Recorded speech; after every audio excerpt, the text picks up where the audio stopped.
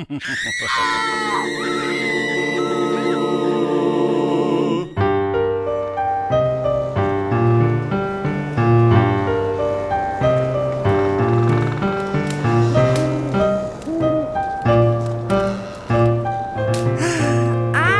bored.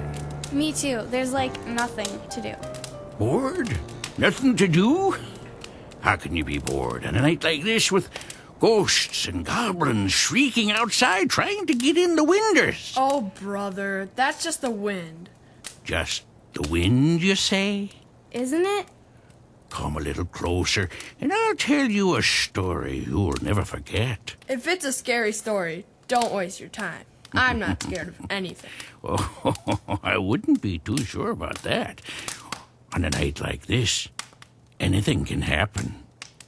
Things that can make the bravest little boy's hair stand on end. Like what? I want to hear. All right.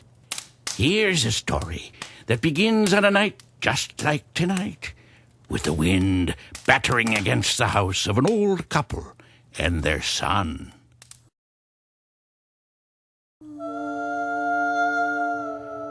The family lived in a lonely little house at the end of a long lane, so the knock on their door on this particular night took them by surprise. It was an old friend of the father's, someone he hadn't seen in many years. Oh, the family welcomed him inside to warm himself by the fire. As the man sat wearily gazing at the flames, he told stories of his adventures in far-off lands and all the strange and wonderful things he had seen and been given. But the strangest thing of all, he said, was in his pocket at this very moment. He reached down and pulled out a small box. Inside was a tiny, shriveled monkey's paw. I should have gotten rid of this years ago. It's a cast thing, this is. Should be thrown into the fire. The son, curious, stopped the old man's hand with a question. No, wait. What is it? Why is it cursed? This paw grant the bearer 3 wishes, but beware the path of wishing, mate. Nothing good ever came from this wretched paw. But the young man was already captivated by the idea, and his mind whirled with the things he could wish for. He begged the old man for the paw, and finally, with great sadness, the visitor handed over the paw, implored the young man not to use it, and went on his way.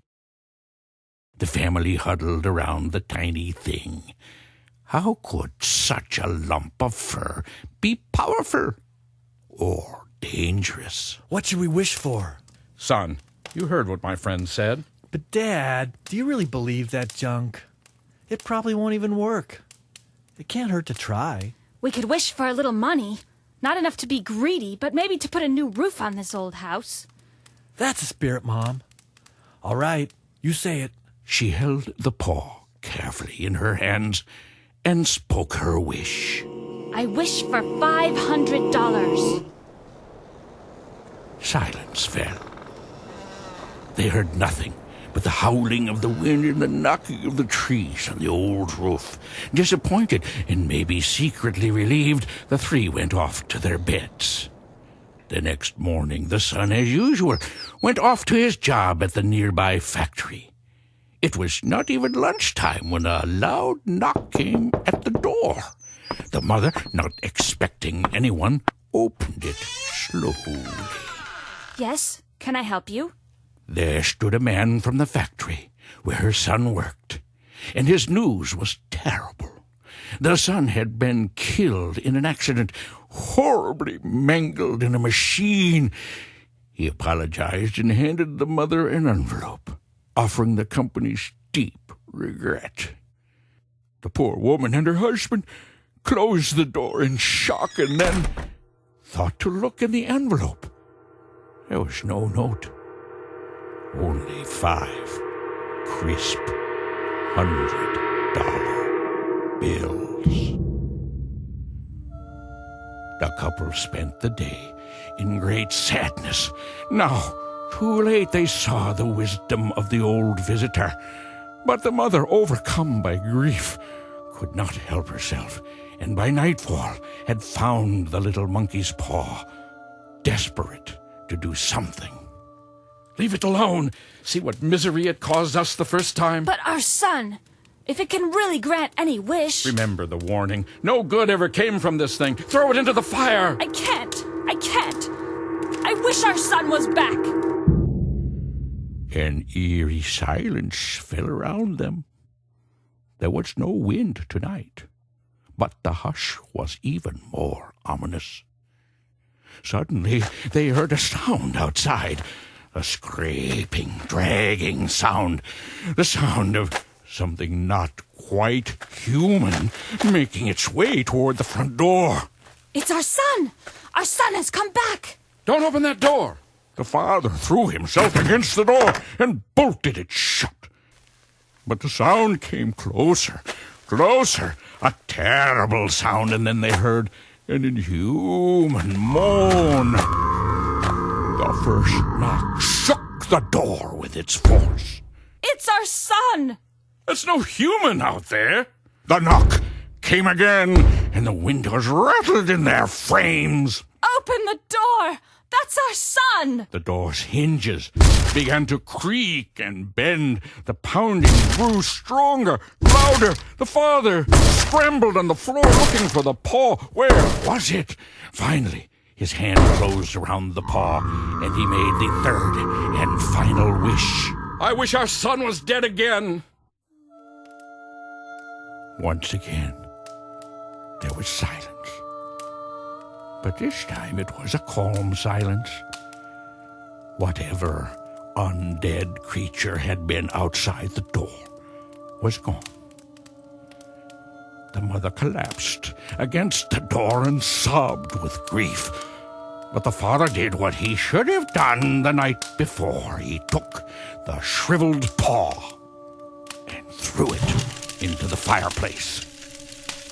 It crackled and hissed on the flames, then disappeared forever.